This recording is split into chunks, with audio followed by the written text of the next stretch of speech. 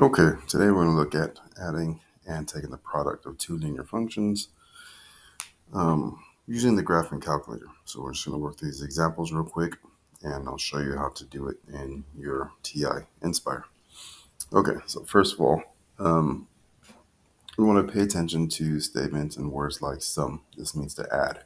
So obviously we're going to circle add, right? What we do know from our previous lessons, whenever we have two linear functions like f of x and g of x, we should have another linear function. So we can already rule out c and d, okay, because these are quadratic. So if we're going to add, those are out. So we got a 50-50 chance here. All right, so y equals x. Linear functions, anything to the first power. All right, so we're going to set it up when we add these two functions, we just simply add them together, okay? And from the previous lessons, we just combine like terms and we get our linear function. But we're going to do it in the graphing calculator today. So let's go ahead and look at that.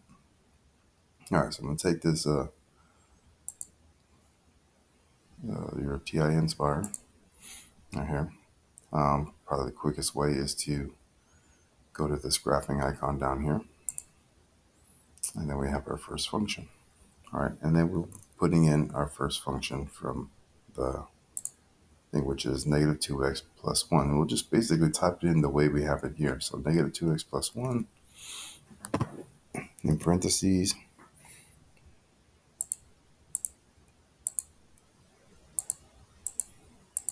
Okay, then we'll add the other one, put that in parentheses, which is 3x plus 2.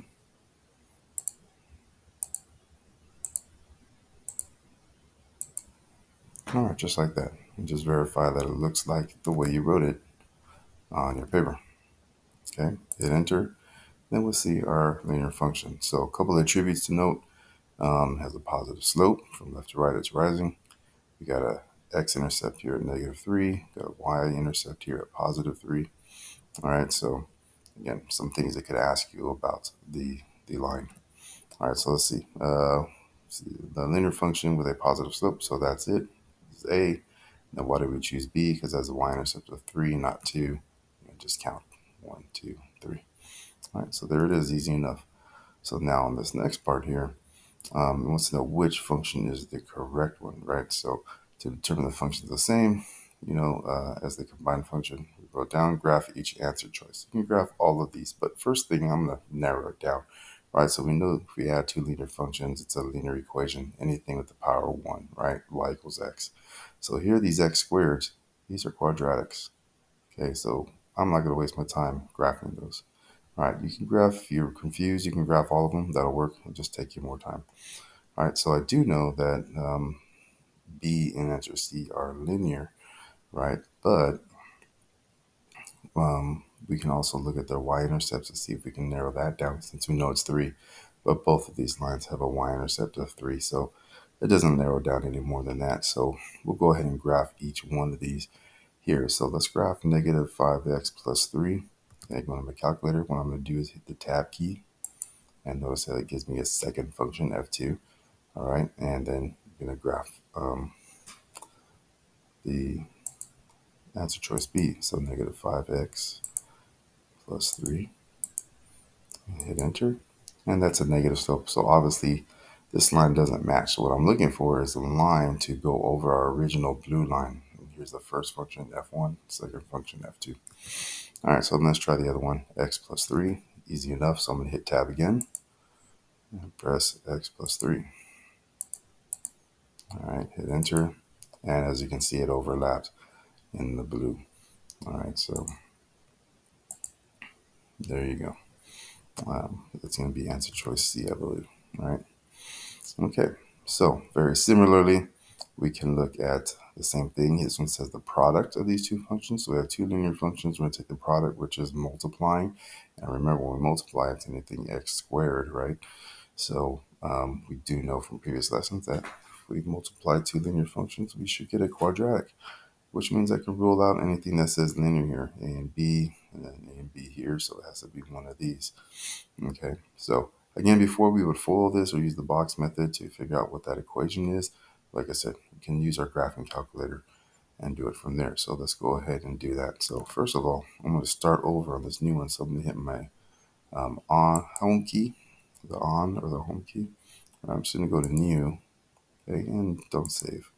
Okay, and then, we want to graph, so we'll choose the graphing option. Okay, so let's put it in just like we wrote it. Okay, so parentheses, negative 2x plus 1.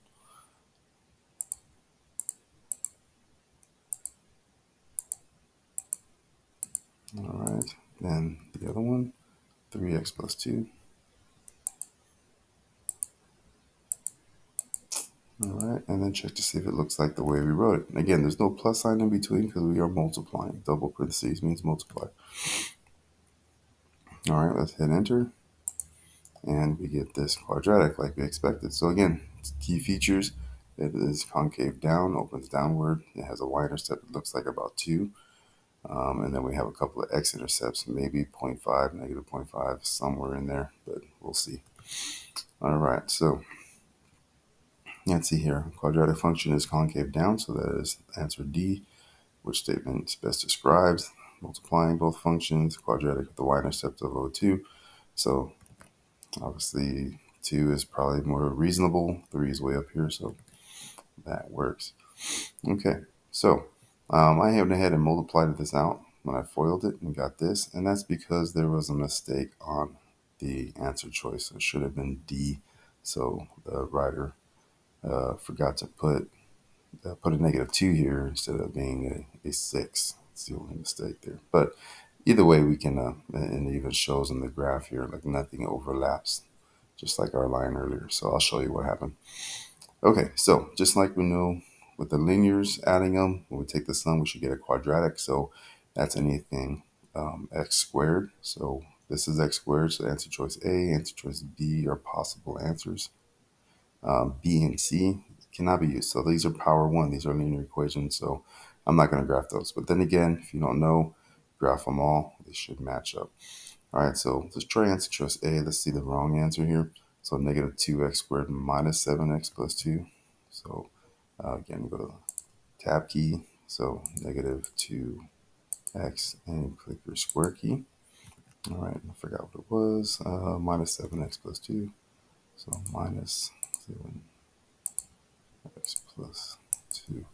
Okay, and again, know the difference between your minus and your negative key. So your negative key here is whenever you're multiplying two numbers, and if you're leading off, like see my first number here is a negative number, you're going to use that, negative 2x, and then the minus is for between numbers, right? So we actually want to subtract it.